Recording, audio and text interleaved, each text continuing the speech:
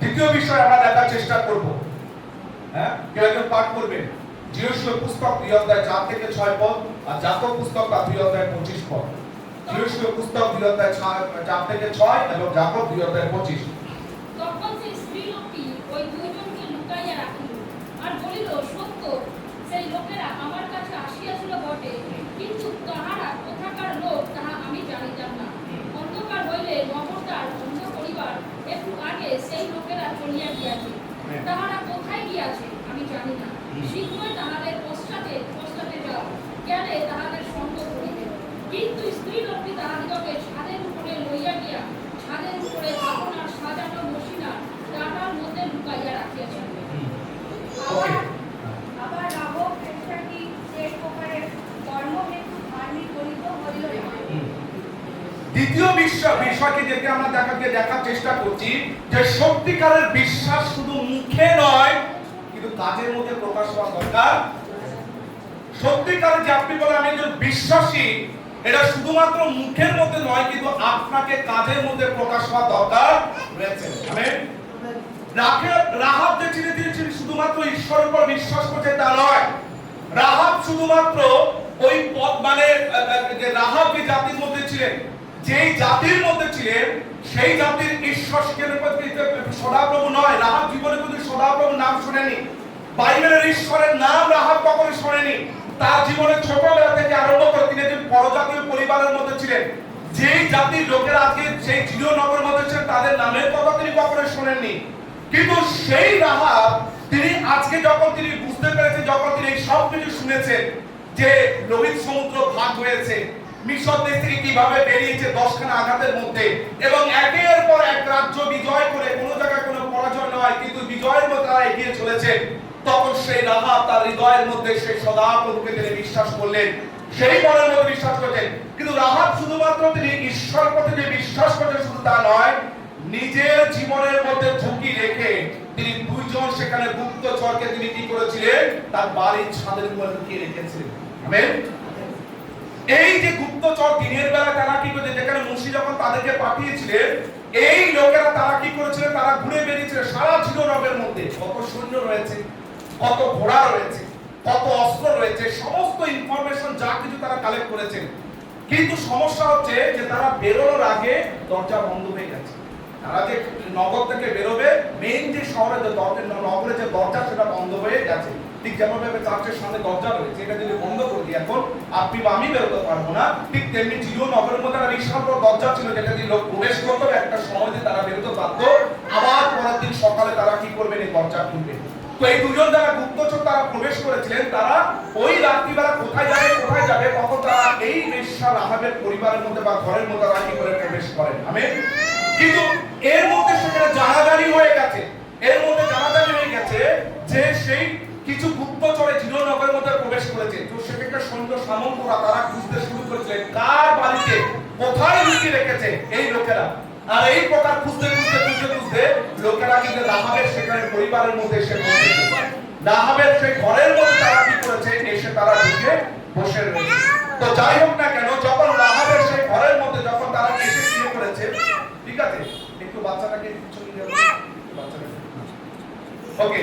তো রাহাব তার নিজের জীবনের ঝুঁকির মধ্যে তিনি সেজন গুপ্তচরকে তিনি কি করছেন, বাড়ির উপরে, তার বাড়ির ছাদের উপরে মশিনার ডাটা, মেবি আমি জানি না সেটা লাউয়ের সেখানে শাকসবজি কিংবা কুমড়োর সেখানে শাকসবজি, এই প্রকার সেখানে তারা কি করেছে, সেই শাক রয়েছে বা লতা পাতা হয়েছে, তার ভেতরের মধ্যে দুজনকে লুকিয়ে রেখে দেন, বস্তা দিয়ে চাপিয়ে তিনি পুরোভাবে লুকিয়ে রেখে দেন।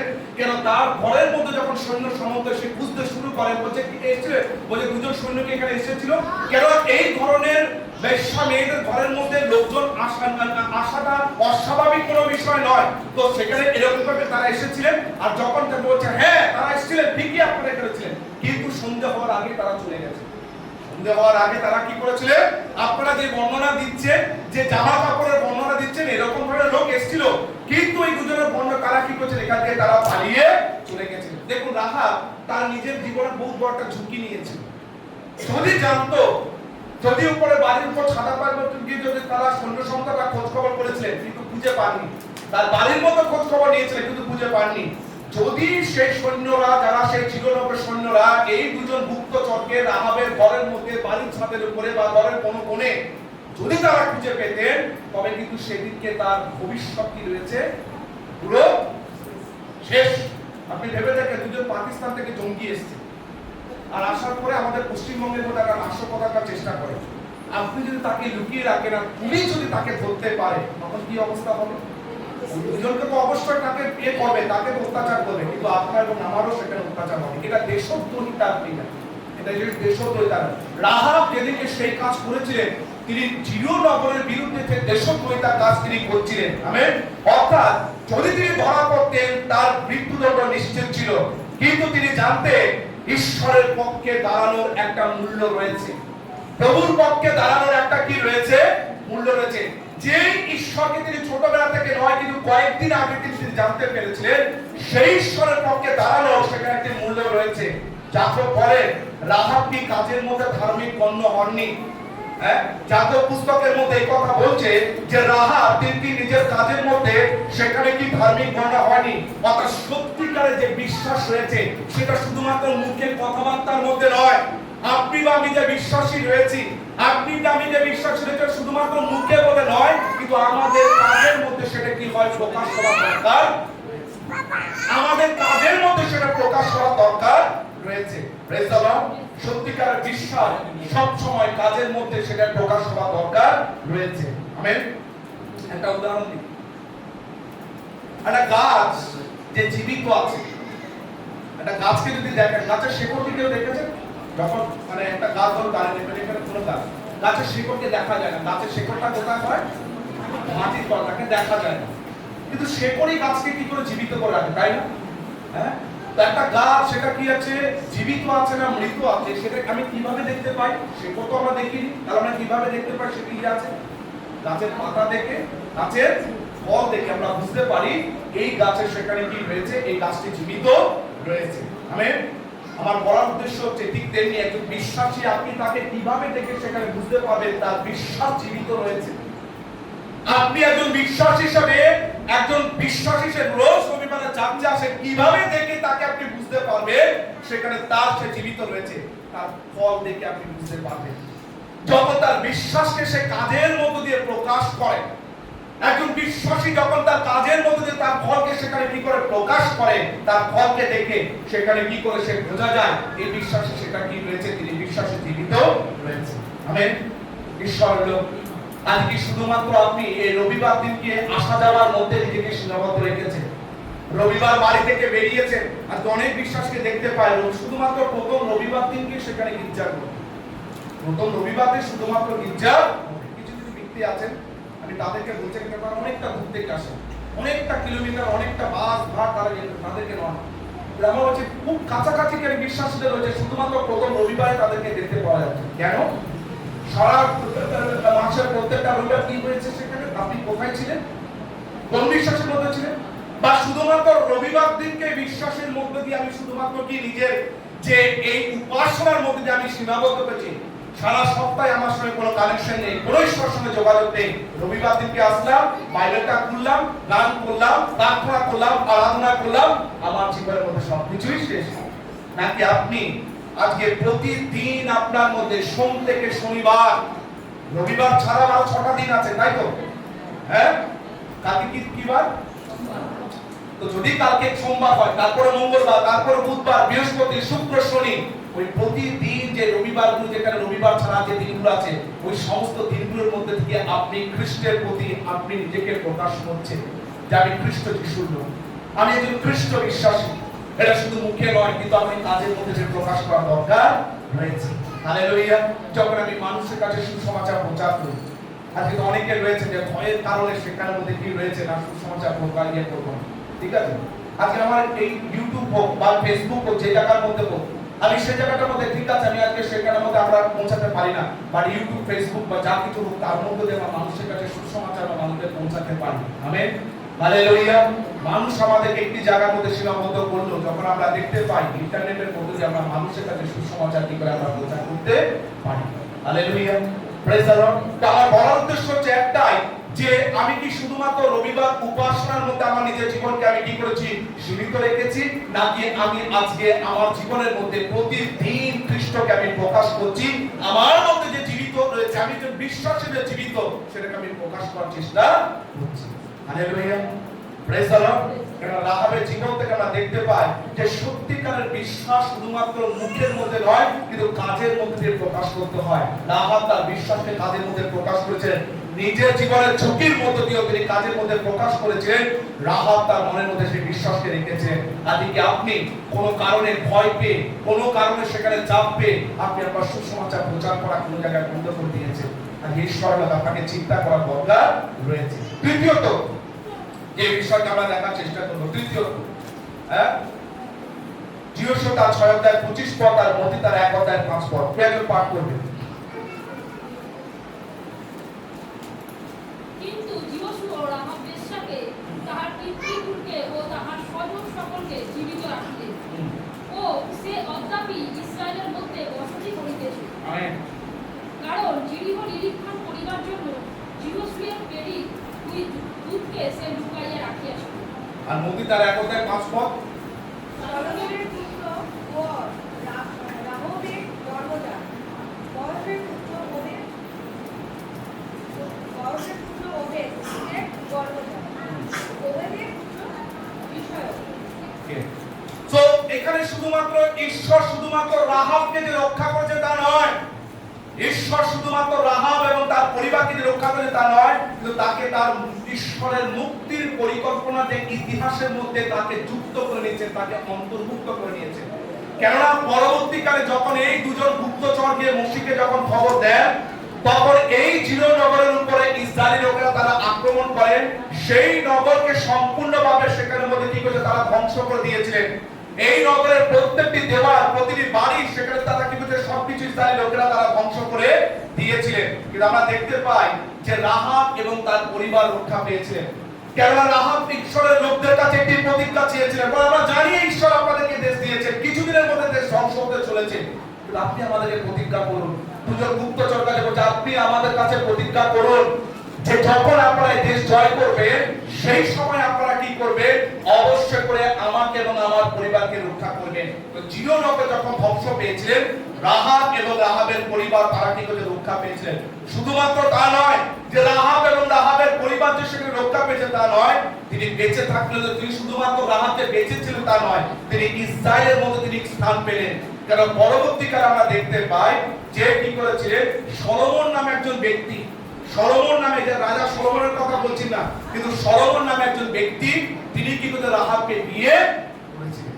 তিনি এই রাহাবকে তিনি বিয়ে করেছিলেন এবং একটি সন্তানকে তিনি জন্ম দেন, তার নাম হচ্ছে কি বোয়াজ। এই বোয়াজের বংশ থেকে দাউদের সেখানে আসে এবং এই দাউদের বংশ থেকে যে সেখানের মধ্যে প্রভু যীশু খ্রিস্ট তিনি কি করে জন্ম নেন। আমেন।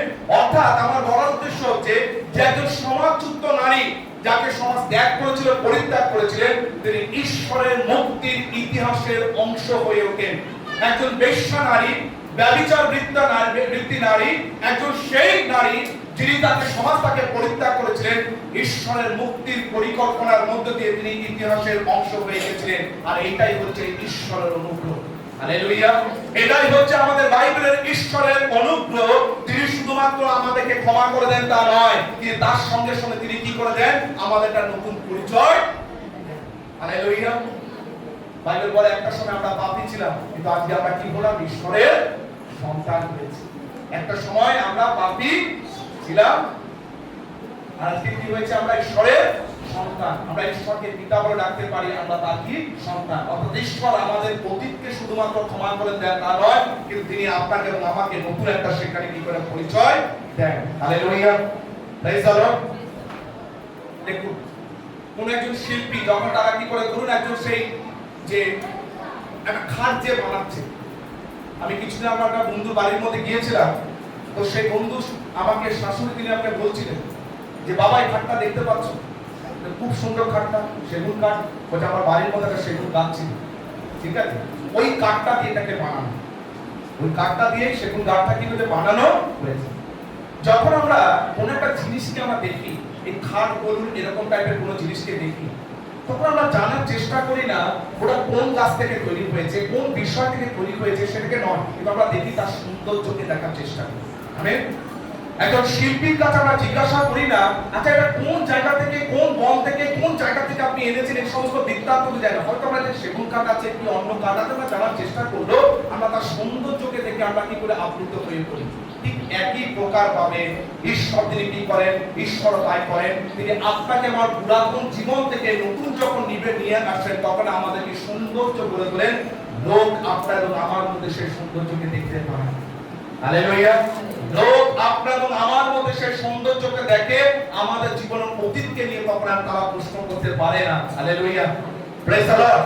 আজকে রাহাব তিনি একটা সময় বেশ্যাবৃত্তি ছিলেন, কিন্তু ইসরায়েলি লোকেরা যখন সেই নগরকে জয় করে নিয়েছিলেন তখন রাহাবের অতীতে তারা বেশ্যা ছিলেন, এই ছিলেন, সেই ছিলেন, এই সমস্ত বিষয় নিয়ে সেটা কি করেছিলেন, তারা করেননি। তারা শুধুমাত্র সেই বিষয়টিকে তারা দেখেছিলেন যে রাহাব ঈশ্বরের প্রতি বিশ্বাস করেছে। হালেলুয়া। আর এটাই হচ্ছে আমাদের ঈশ্বরের সেই অনুগ্রহ। আমেন। আজকে ঈশ্বর হলো, ঈশ্বর শুধুমাত্র আপনার এবং আমার পুরাতন জীবনের ক্ষত সারাতে চান তা নয়।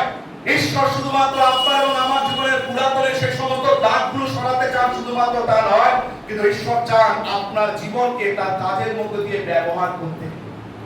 ঈশ্বর চান যে আপনাকে এবং আমাকে সেই সমস্ত পুরাতন বিষয়গুলো আমাদের জীবন থেকে সরিয়ে দিতে। প্রথম করন্থীয় তার 5:17 পদের মধ্যে বলে যে আমাদের জীবনকে সেই সমস্ত বিষয়গুলো আমাদের অতীত হয়ে গেছে, দেখো সবকিছু নতুন হয়ে উঠেছে। রাহাবের জীবনে এমন ভাবে অতীত ঈশ্বর ভুলে গিয়ে তাকে নতুন তাকে পরিচয় দান করেছিলেন, ঠিক একই প্রকার ভাবে ঈশ্বর তিনি আপনার এবং আমার জীবনের মধ্যে নতুন কিছু কার্য করতে চান। আপনার এবং আমার পুরাতন দাগগুলো, মনের মধ্যে পুরাতন ক্ষতগুলো, আমাদের জীবনের পুরাতন সেই সমস্ত খারাপ চরিত্রগুলোকে ঈশ্বর সরিয়ে দিয়ে একটা নতুন জীবনকে তিনি আপনাকে এবং আমাকে তিনি ব্যবহার করতে চান। হালেলুয়া। আজকে যখন শেষের উপসময়ের মধ্যে যখন আসি, শেষে যখন আমরা আসবো এই জায়গার মধ্যে, ঈশ্বর হলো আমরা যতজন এই জায়গার মধ্যে রয়েছি, রাহাবের গল্প, রাহাবের জীবন আমাদেরকে এই কথা শেখায় যে তিনি শুধুমাত্র তার জীবন শুরু হয়েছিলেন। বাইবেল যখন আমাদের পরিচয় করায় তার জীবনকে 2:11 পদের মধ্যে যিশু আমাদেরকে দেখায় তার জীবন শুরু করেছিল। বাইবেল আমাদের যখন পরিচয় করা যে তাকে একজন বেশ্যা দিয়ে ব্যক্তি কি করেছিলেন, এই প্রকার ভাবে তাকে আমাদের পরিচয় তিনি করাচ্ছেন। কিন্তু যখন বাইবেল এই ঘটনা রাহাবের জীবনকে শেষ করছে তখন বাইবেল আমাদের পরিচয় করায় এই বেশ্যা থেকে একজন রাহাব কি করে বিশ্বাসী হয়ে উঠেছিলেন। আমেন। বেশ্যা থেকে একজন মহিলা তিনি কিভাবে বিশ্বাসী হিসেবে পরিচিত ছিলেন। আমেন। তিনি এই রাহাব তিনি জিহোর বাসিন্দা ছিলেন, জিহোর নগর সেখানে মধ্যে লোক ছিলেন, কিন্তু আমরা দেখতে পাই পরবর্তীকালে তিনি ঈশ্বরের পরিবারের সদস্য হয়ে উঠেছেন। হালেলুয়া। ঠিক যেমন ভাবে আজকে আপনার এবং আমাকে ঈশ্বরের সন্তান বলে বাইবেল আমাদেরকে বলে, কারণ ঈশ্বরের বাক্য যতজন তাকে বিশ্বাস করিল তিনি তাদেরকে তার সন্তান হওয়ার অধিকার দিলেন। রাহাব যেমন বিশ্বাস করছে তিনি তার ঈশ্বরের পরিবার সদস্য হলেন, ঠিক আপনি বা আমি যখন ঈশ্বরের বিশ্বাস করি তার পরিবার সদস্য আমরা হয়েছিলাম। আমেন। সমাজের চোখে রাহাব তিনি অযোগ্য ছিলেন, সমাজের চোখের মধ্যে রাহাব তিনি খারাপ ছিলেন, কিন্তু ঈশ্বরের পরিকল্পনায় তিনি মহামূল্যবান হয়ে উঠেছিলেন। আজকে সারা পৃথিবীর মধ্যে 700 কোটি মানুষের মাঝখানে এই রাহাবের কথা প্রচার করা হচ্ছে। রাহাব মরে গেছেন আজ থেকে হাজার হাজার বছর আগে, কিন্তু রাহাবের জীবনের কথা আজকের দিনেও সেখানে মধ্যে লোকেরা শুনছেন। এই 2026 সালে এসো রাহাবের কথা সেখানে মধ্যে মানুষের কাছে প্রচার করা হচ্ছে, কারণ ঈশ্বরের মহা পরিকল্পনার মধ্যে তাকে কি করেছিলেন, ঈশ্বর তিনি বিবেচনা করলেন। হালেলুয়া। আর এটাই বলে সুসমাচার, এটাই বলে সুসমাচার, যেখানে পৃথিবী আমাদেরকে বলে, এই জগৎ, এই দুনিয়া, পৃথিবী আমাদেরকে বলে যে তোমার অতীত দিয়ে তোমার বিচার করা হবে। এই দুনিয়ার মানুষ বলে তুমি আগে কি করেছো সেটা দিয়ে তোমার বিচার করা হবে, কিন্তু সেখানে খ্রিস্ট যিশু বলে তোমার বিশ্বাস নতুন একটা ভবিষ্যতে লেখা সেখানে আমি শুরু করব। আমেন। তোমার বিশ্বাসই তোমাকে নতুন একটা ভবিষ্যৎ সেখানে লেখা আমি শুরু করব। আমার জীবন যখন তুমি আমার শরণ নেবে, আমি তোমাকে আমার হাতের আমি বের করে নেব, করণ করে নেব। আমি তোমার জীবনকে দিয়ে নতুন একটা ভবিষ্যৎ বা নতুন একটা ইতিহাসকে সেখানে লেখার আমি চেষ্টা করব। হালেলুয়া। Praise the Lord. আজকে এখান থেকে যাওয়ার আগে আমি 3টে প্রশ্ন আপনাদেরকে করতে চাই। যখন আপনি আজকে এখান থেকে যান 3টে প্রশ্ন দিয়ে আজকে আমি আমার কথা শেষ করতে চাই যে আপনি কি এখনো আপনি আপনার অতীতের মধ্যে কোনো ঘটনা, আপনার অতীতের জীবনের মধ্যে কোনো বিষয় রয়েছে, কোনো বিষয় বা কোনো ঘটনা নিয়ে এখনো আপনি সেই জায়গার মধ্যে আপনি বন্দী হয়ে রয়েছেন। আমার জীবনের মধ্যে অতীতের মধ্যে কোনো ঘটনা ঘটেছিল, বিষয়টা ছিল ঈশ্বর ক্ষমা করেছেন কি করেনি, আমি এখন দ্বিধাচিন্তের মধ্যে রয়েছে। অর্থাৎ অতীতের কোনো ঘটনার মধ্যে এখনো বন্দী হয়ে রয়েছে। হয়তো কেউ আপনাকে হাত পা বাঁধা নয়, কিন্তু আপনি কোনো সেখানে মানসিকতার মধ্যে দিয়ে অতীতের কোনো ঘটনার মধ্যে এখনো বন্দী হয়ে রয়েছেন, সেখান থেকে আপনি বেরিয়ে আসতে পারেননি। আপনি চিন্তা করুন, আপনি কি শুধুমাত্র আপনি বিশ্বাসের যে শুধুমাত্র কথার মধ্যে প্রকাশ করছেন, নাকি কাজের মধ্যে প্রকাশ করছেন? আপনি যে বলছেন আমি বিশ্বাসী, এটা কি শুধুমাত্র মুখের কথা, নাকি কাজের মধ্যে দিয়ে আপনি প্রকাশ করছেন? আর তৃতীয় প্রশ্ন, আগে আমি কি ঈশ্বরের আমার জীবনকে তার পরিকল্পনায় ব্যবহার করতে দিচ্ছি? আমি ঈশ্বরের পরিকল্পনার মধ্যে আমার জীবনকে কি আমি আজকে ব্যবহার করতে দিচ্ছি, যে প্রভু আমার জীবনকে তুমি নাও, আমাকে তুমি ব্যবহার করো। সাধু যিশু বলেছেন, প্রভু কেউ নেই তোমার জন্য যাওয়ার জন্য, আর এই আমি দাঁড়িয়ে আছি, আমাকে তুমি পাঠাও। ঠিক তেমনি করে আজকে আপনি কি বলবেন যে প্রভু এই আমার জীবন আমি তোমাকে দিচ্ছি, আমাকে ব্যবহার করো। রাহাব এই কথাটাই বলেছিলেন যে প্রভু আমার জীবনকে আমি তোমাকে দিচ্ছি, আমার জীবনকে ব্যবহার করো। Hallelujah, praise the Lord. ঈশ্বর যখন একজন মানুষকে দেখে, যখন এই পৃথিবী থেকে 700 কোটি মানুষের ভিড়ের মধ্যে যখন ঈশ্বর একজন মানুষের দিকে তিনি দেখেন, তিনি তার অতীতের সেই সমস্ত ধ্বংসাবশেষ, সেই সমস্ত ঘটনার দিকে তিনি দেখেন না। তার জীবন অতীতে কি হয়ে গেছে না হয়ে গেছে সেই সমস্ত বিষয়কে দেখেন না, কিন্তু তিনি দেখেন ওই মানুষটার ভবিষ্যৎ ঈশ্বর কিভাবে গড়ে তুলতে চলেছে। হালেলুয়া। যা বিশ্বাসের মধ্য দিয়ে, অনুগ্রহের মধ্য দিয়ে গড়ে উঠতে পারে। আর রাহাব হচ্ছে বাইবেলের সেই জীবন্ত প্রমাণ, যাকে ঈশ্বর কি করেছিলেন, তিনি ব্যবহার করেছিলেন। Hallelujah, praise the Lord. আজকে ঈশ্বরের লোক, যখন আমরা এখান থেকে যাই